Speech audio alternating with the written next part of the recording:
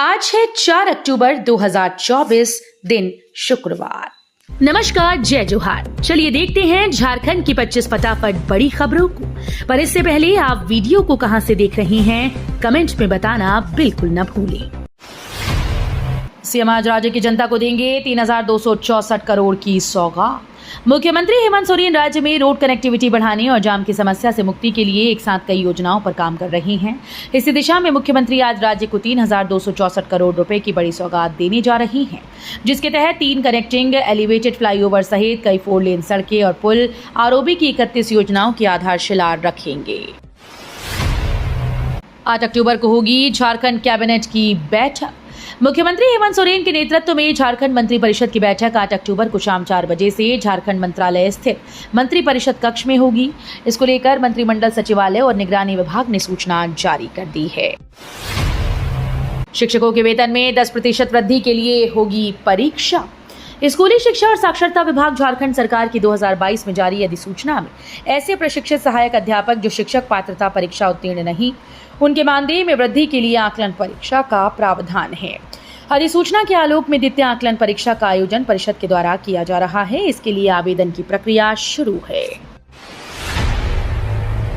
आवेदन के बाद भी नहीं मिल रहा मैया सम्मान योजना का लाभ, सैकड़ों ने की शिकायत। मुख्यमंत्री मैया सम्मान योजना के लिए हजारों युवतियों और महिलाओं ने आवेदन किया। अनेकों महिलाओं और युवतियों को इसका लाभ मिलने लगा, लेकिन प्रखंड में सैकड़ों ऐसी युवतियां और महिलाएं हैं जिसको आवेदन करने के बाद भी इस योजना का लाभ नहीं मिल पा रहा है।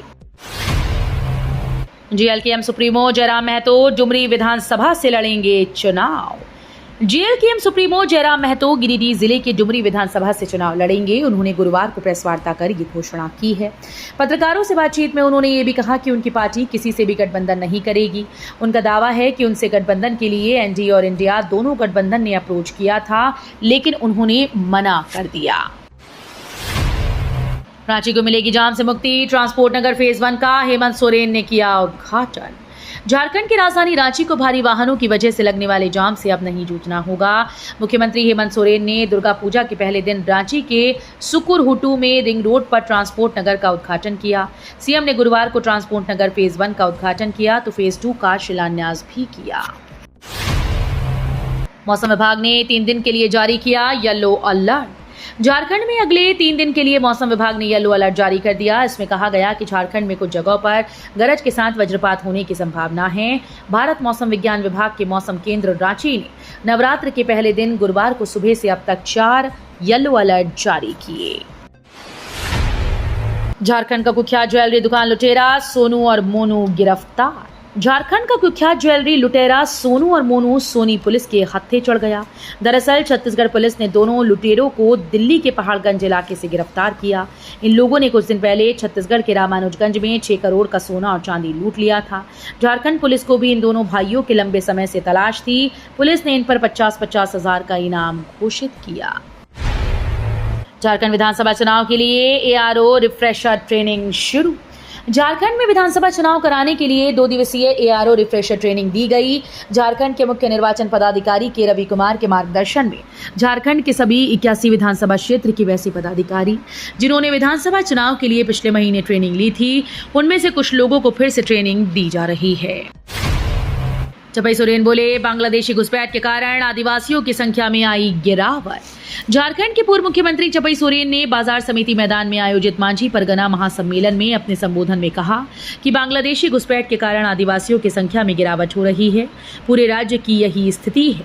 पाकुड़ सदर प्रखंड में भी दर्जनों गांव, नसीपुर, सीता पहाड़ी समेत अन्य गांव में बांग्लादेशी घुसपैठ होने के मामले सामने आए हैं।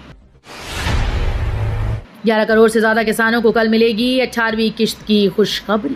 किसान भाइयों के लिए एक बार फिर से बड़ी खुशखबरी निकल कर आ रही है, जिसमें बताया जा रहा है कि जितने भी किसान भाई पीएम किसान योजना की किश्त के लिए इंतजार कर रहे हैं, उन सभी को जल्द से जल्द किश्त का पैसा मिलने वाला है। आप सभी की जानकारी के लिए बता दें कि प्रधानमंत्री नरेंद्र मोदी कल पीएम किसान योजना की 18वीं किश्त को जारी करने का ऐलान कर सकते हैं। झारखंड में मुस्लिम समाज ने निकाला आक्रोश मार्च, उग्र आंदोलन की चेतावनी। झारखंड के सिमडेगा में मुस्लिम समाज के बैनर तले आक्रोश मार्च निकाला गया। शहर के जमजम कॉम्प्लेक्स के समीप से निकाले गए आक्रोश मार्च में स्वामी रामगिरी द्वारा पैगंबर मोहम्मद साहब के ऊपर दिए गए विवादित टिप्पणी के खिलाफ जमकर नारेबाजी करते हुए एसडीओ कार्यालय पहुंचे। मुस्लिम समाज ने स्वामी रामगिरी की गिरफ्तारी की मांग की। मांग पूरी न होने पर उन्होंने उग्र आंदोलन की चेतावनी दी। झारखंड को पीएम मोदी की बड़ी सौगात, 80,000 करोड़ की योजनाओं की हुई शुरुआत। प्रधानमंत्री नरेंद्र मोदी ने झारखंड के आदिवासियों की बड़ी सौगातों का ऐलान कर दिया है। उन्होंने झारखंड से अपने विशेष लगाव की चर्चा करते हुए कहा कि यहां केंद्र ने सैकड़ों करोड़ की विकास योजनाएं शुरू की। रैली से पहले सरकारी कार्यक्रम में 80,000 करोड़ से अधिक की विकास योजनाओं का उद्घाटन और शिलान्यास किया गया। झारखंड में 11 सीटों पर चुनाव लड़ने को तैयार जेडीयू, 3 पर सबसे ज्यादा फोकस। झारखंड में साल के आखिर में विधानसभा चुनाव होने वाले हैं। इस चुनाव को लेकर सुगबुगाहट शुरू हो गई। भाजपा, कांग्रेस, झारखंड मुक्ति मोर्चा के अलावा जनता दल यूनाइटेड भी यहां विधानसभा चुनाव में हिस्सा लेती है। ऐसे में जदयू ने प्रदेश की 11 सीटों पर चुनाव लड़ने का मन बनाया हुआ है। अपनी मांगों को लेकर हड़ताल पर गए झारखंड के विद्युत कर्मी। अपनी विभिन्न मांगों को लेकर झारखंड ऊर्जा विकास श्रमिक संघ गुरुवार से अनिश्चितकालीन हड़ताल पर चले गए। इससे पहले बिजली विभाग के कर्मियों ने हड़ताल की जानकारी दे दी थी। उन्होंने कहा था कि 6 सूत्री मांगों को लेकर झारखंड ऊर्जा विकास श्रमिक संघ के हजारों सदस्य हड़ताल पर जा रहे हैं। 17 पुलिसकर्मियों को मारने वाला हार्डकोर नक्सली समेत 5 गिरफ्तार। विधानसभा चुनाव से पहले गुमला में भाकपा माओवादी के खिलाफ पुलिस को बड़ी सफलता मिली। गुमला में अलग अलग नक्सली हमले में 17 पुलिसकर्मियों को मारने वाला भाकपा माओवादी के कोयल शंख जोन के सब जोनल कमांडर 6 लाख रुपए का इनामी रंतू उरांव उर्फ गुरुचरण समेत 5 हार्डकोर नक्सलियों को पुलिस ने गिरफ्तार कर जेल भेज दिया। मनी लॉन्ड्रिंग मामले में ईडी ने अब मोहम्मद अजहरुद्दीन को किया तलब। मनी लॉन्ड्रिंग केस में टीम इंडिया के पूर्व क्रिकेटर मोहम्मद अजहरुद्दीन की मुश्किलें बढ़ गई हैं। हैदराबाद क्रिकेट एसोसिएशन में गड़बड़ी करने के आरोप में प्रवर्तन निदेशालय ने उन्हें समन भेजा था, लेकिन गुरुवार को वो ईडी के सामने पेश नहीं हुए। वे एचसीए के अध्यक्ष रह चुके हैं। खबरों के अनुसार जांच एजेंसी ने अब उन्हें 8 अक्टूबर को पेश होने के लिए समन जारी किया है। पीएम मोदी आज को कौटिल्य आर्थिक सम्मेलन में लेंगे हिस्सा। पीएम मोदी आज को नई दिल्ली में कौटिल्य आर्थिक सम्मेलन में भाग लेंगे। इस अवसर पर वे उपस्थित लोगों को संबोधित भी करेंगे। पीएमओ ने बताया कि कौटिल्य आर्थिक सम्मेलन का 3रा संस्करण 4 से 6 अक्टूबर तक आयोजित किया जाएगा। इस वर्ष का सम्मेलन हरित परिवर्तन के वित्त पोषण, भू आर्थिक विखंडन और विकास के निहितार्थ लचीलापन बनाए रखने के लिए नीतिगत कार्रवाई के सिद्धांतों जैसे विषयों पर केंद्रित होगा। डीए, पीएलबी, एडहॉक बोनस जारी न होने से कर्मियों में रोष। केंद्रीय कर्मचारियों के डीए में बढ़ोतरी, उत्पादकता से जुड़ा बोनस और एडहॉक बोनस जारी होने में देरी हो रही है। अमूमन ये सभी बोनस या दूसरे आर्थिक फायदे सितंबर माह में जारी हो जाते हैं। इस बार अक्टूबर प्रारंभ हो गया, लेकिन इन भत्तों और बोनस की घोषणा अभी तक नहीं की गई। जीएसएससी सीजीएल एग्जाम रद्द करने को लेकर छात्रों ने दुमका और साहिबगंज में की सड़क जाम। जीएसएससी सीजीएल परीक्षा में गड़बड़ी को लेकर छात्र समन्वय समिति ने गुरुवार को झारखंड बंद का आह्वान किया। कई संगठनों में इस बंद को अपना समर्थन दिया गया है, जिसका कई जिलों में व्यापक असर देखने को मिला।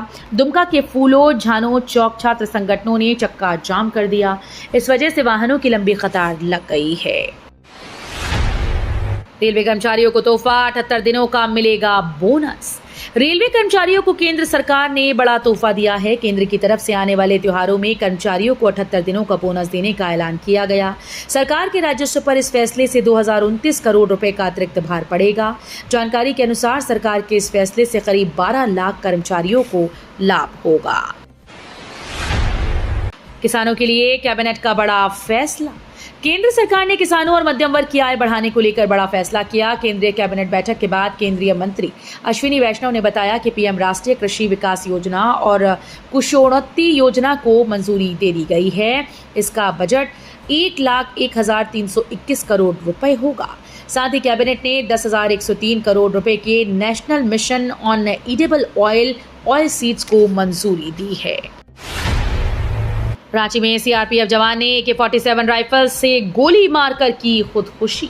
रांची के नगरी थाना क्षेत्र में सीआरपीएफ ग्रुप केंद्र सेम्बो में गुरुवार सुबह सीआरपीएफ जवान राहुल कुमार मलिक ने खुद को गोली मारकर आत्महत्या कर ली। बोकारो जिले के घटियाली गांव निवासी अशोक कुमार मलिक के पुत्र राहुल ने इस घटना को ड्यूटी के दौरान अंजाम दिया। जवान ने तड़के 4:05 पर अपनी ही AK-47 राइफल से गले में गोली मारकर अपनी जान दे दी। मुख्यमंत्री ऊर्जा खुशहाली योजना के अंतर्गत उपभोक्ताओं को दिया गया बिजली बिल माफी का प्रमाण पत्र। बैरागोड़ा प्रखंड सभागार में गुरुवार को मुख्यमंत्री ऊर्जा खुशहाली योजना के अंतर्गत ग्रामीण क्षेत्र के बिजली उपभोक्ताओं का समस्याओं का निवारण किया गया और बिजली बिल माफी का प्रमाण पत्र वितरित किया गया। इस अवसर पर मुख्य अतिथि विधायक समीर कुमार मोहंती का बिजली विभाग के अनुमंडल पदाधिकारी अमरजीत प्रसाद ने गुलदस्ता देकर स्वागत किया। झारखंड व महाराष्ट्र के आरओ और एआरओ के लिए 2 दिवसीय रिफ्रेशर ट्रेनिंग का हुआ आयोजन। भारत निर्वाचन आयोग के द्वारा उनके लिए ऑनलाइन माध्यम से 2 दिवसीय रिफ्रेशर ट्रेनिंग का निर्वाचन सदन में आयोजन किया गया। इस ट्रेनिंग प्रोग्राम में झारखंड के साथ साथ महाराष्ट्र के भी निर्वाचन से जुड़े पदाधिकारियों को आयोग के प्रशिक्षकों ने चुनाव कराने संबंधी विभिन्न विषयों पर प्रशिक्षण प्रदान किया। ये थी झारखंड की 25 बड़ी खबरें। रोजाना ऐसे ही सबसे पहले अपडेट पाने के लिए चैनल को सब्सक्राइब और वीडियो को शेयर जरूर करें। धन्यवाद।